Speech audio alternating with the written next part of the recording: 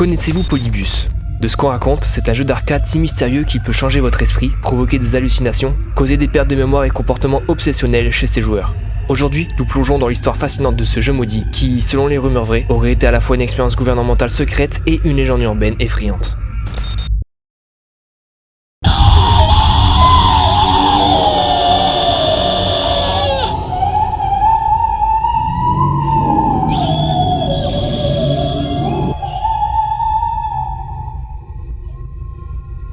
Polybius serait un jeu d'arcade apparu en 1981 dans les salles de Portland. C'est une ville située aux États-Unis, dans l'état de l'Oregon. Selon la légende, le jeu provoquait chez ses joueurs des effets secondaires, tels que des pertes de mémoire, des crises, des terreurs nocturnes et des hallucinations. Mais malgré ces effets, les joueurs étaient tellement accros qu'ils revenaient encore et encore jusqu'à ce qu'ils deviennent fous, disparaissent ou meurent. Selon la rumeur, des hommes habillés en noir venaient régulièrement dans les salles d'arcade où se trouvait Polybius. Ils auraient agi discrètement, la nuit ou tôt le matin. Ils ne collectaient pas l'argent, mais semblaient plutôt relever des données depuis la machine, puis, après un certain temps, retirer complètement la borne.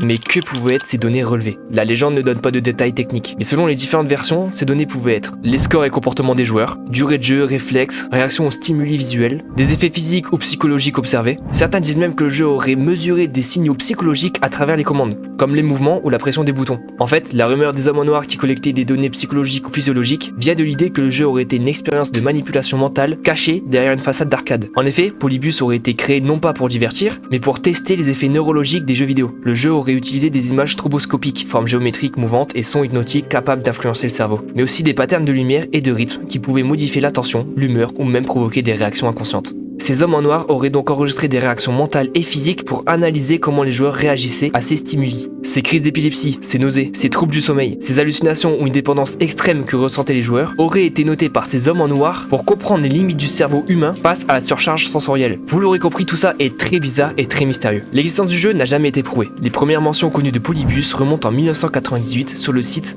quanop.org avec une image prétendant montrer l'écran titre du jeu. Pour ceux qui ne connaissent pas, le site quanop.org était au début une base de données de bornes d'arcade. En 1998, une page y a mystérieusement été ajoutée pour un jeu appelé Polybius. Sur cette page, on voyait une description inquiétante. Jeu expérimental apparu à Portland en 1981, provoquait des cauchemars, des pertes de mémoire et des effets psychologiques étranges, retirés après quelques semaines par des hommes en noir. Et une image d'écran titre en vert fluorescent. Ce qui posait problème, c'est qu'aucune trace du jeu n'existait avant cette date. Aussi, l'image de l'écran titre semblait fabriquée numériquement. Elle ne correspondait pas au style graphique des bandes réelles en 1981. Les administrateurs du site n'ont jamais expliqué l'origine exacte de la page. Beaucoup de personnes se sont alors intéressées pour cette fameuse page pour ce jeu perdu. Et après plusieurs enquêtes, ils en ont jugé que le site a peut-être volontairement créé tout ça pour attirer de la curiosité afin de promouvoir leur site. Il y a eu des milliers de théories autour de ce jeu, mais il y en a une qui ressort du lot et que beaucoup en parlent. Dans les années 1980, beaucoup de gens croyaient à l'existence de programmes secrets de la CIA, comme MKUltra, où des expériences sur le contrôle mental auraient été menées. Le mythe de Polybius s'inscrit dans cette même peur. Et si un simple jeu vidéo servait à tester des techniques de manipulation psychologique sur la population ?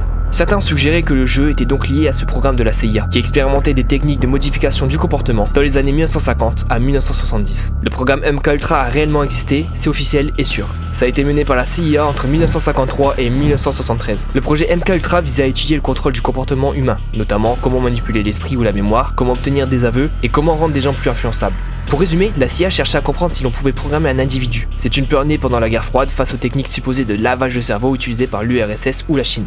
Le programme a exploré toutes sortes de méthodes souvent extrêmes, drogues, psychotropes, surtout le LSD donné à des volontaires ou à des gens sans leur consentement, privation sensorielle, hypnose, déprivation de sommeil, isolement prolongé, expériences comportementales sur des patients d'hôpitaux psychiatriques, des prisonniers, des soldats et même des civils. Tests sur la suggestion, la manipulation de la mémoire et la création de faux souvenirs. Ces expérimentations étaient menées par des scientifiques, des psychiatres et des institutions partenaires, comme les universités, hôpitaux ou laboratoires. Au départ, MKUltra était classé top secret jusqu'au début des années 1970. Mais en 1973, le directeur de la CIA, Richard Helms, ordonne la destruction de la majorité des documents liés au projet. Heureusement, quelques milliers de dossiers ont survécu par erreur et ont été découverts en 1977 grâce à une enquête du Congrès américain, la commission Church. C'est là qu'on a appris que plus de 150 sous-projets avaient existé et que des centaines de personnes avaient subi des expériences sans savoir qu'elles faisaient partie d'un programme gouvernemental. Pour conséquence, plusieurs procès ont été intentés contre le gouvernement américain et des indemnisations ont été versées à des victimes. Le scandale a conduit sur la création des lois sur l'éthique médicale et au renforcement du contrôle du Congrès de la CIA. Aujourd'hui, MKUltra est cité comme un exemple réel d'abus de pouvoir sous couvert de recherche scientifique. C'est pourquoi certains disent que le jeu Polybius serait une suite spirituelle de MKUltra, c'est-à-dire un moyen de tester le contrôle mental par la stimulation visuelle et sonore au lieu de la chimie. Bien sûr, il n'existe aucune preuve de ce lien, mais l'idée de Polybius s'appuie sur cette peur bien réelle que les gouvernements puissent manipuler les gens sans qu'ils s'en rendent compte. Dorénavant, parlons d'une autre théorie. Parlons des jeux Cube Quest et Tempest. Tempest est un vrai jeu d'arcade sorti en 1981 par Atari, soit exactement l'année où Polybius est censé être apparu. Ce jeu abstrait avait plusieurs caractéristiques qui ont pu inspirer le mythe, tels que des effets visuels intenses, formes géométriques colorées, mouvements rapides, sons électroniques puissants, tout ça demandait une concentration intense pour les joueurs à l'époque. Il est même documenté que certains joueurs ont eu des maux de tête, des nausées, voire des crises d'épilepsie après y avoir joué longtemps. Donc quand la rumeur de Polybius commençait à circuler, beaucoup ont pensé que c'était le même jeu. Cube Quest est un autre vrai jeu d'arcade sorti en 1983, 2 ans après Tempest, par Simutrek. Il mélangeait images générées par ordinateur et séquences vidéo sur la technologie Laserdisc.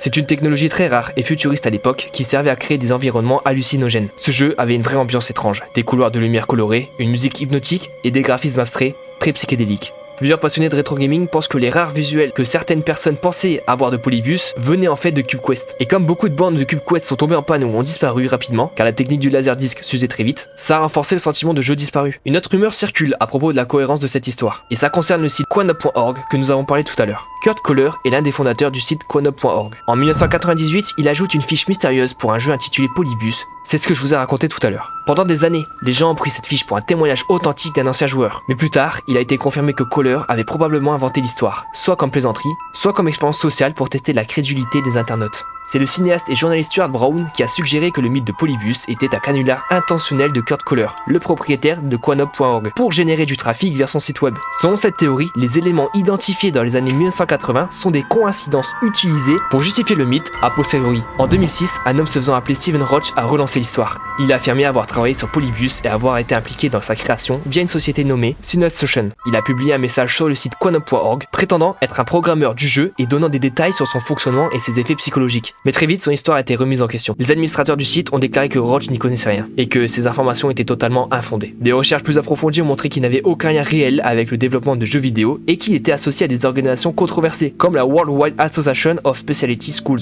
C'était une organisation américaine qui supervisait un réseau de internats et programmes de réhabilitation pour adolescents, souvent présentés comme des écoles spécialisées pour aider des jeunes en difficulté. Ainsi, les prétentions de Stephen Roach ont été largement discréditées et il n'existe aucune preuve qu'il ait créé Polybius.